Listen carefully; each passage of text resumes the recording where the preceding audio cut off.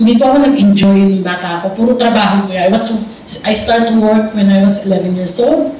Medyo tumatagal-tagal na. Sabi, maliit ang kita.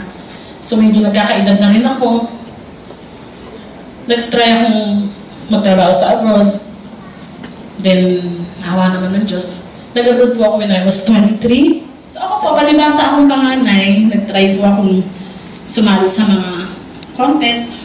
I tried to join small competition when I was 6. Nananalo naman po. So, minsan po, pagkakanta ako sa stage, hindi pa ako nagsisimula, binubuli na nila ako. Pero lahat po yun, binaliwala ako dahil po, gusto ko po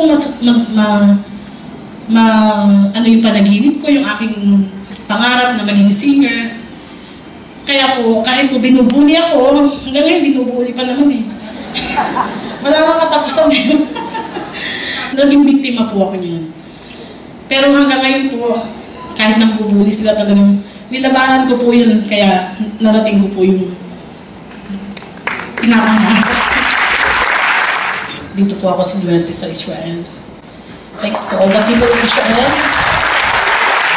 Binigyan po nila tayo ng chance sa 6,000 na nag-audition. Biruin niyo po yun. Pilipino po ang number 1. Pero nagdadoubt pa rin ako sa sarili ko, baka kaya naawa lang yung mga nagboto sa akin. During weekend, imbis lang po na magdi-day off ako. Nagdi-day off po, pero imbis na inaaksaya ko po yung araw ko sa mga kaibigan, yung kwentuhan. Kinakanta ko po yun sa isang maliit na bar. I was singing in a small bar in Tel Aviv. Siguro parang talagang sa Israel ako. Maybe really I belong to Israel.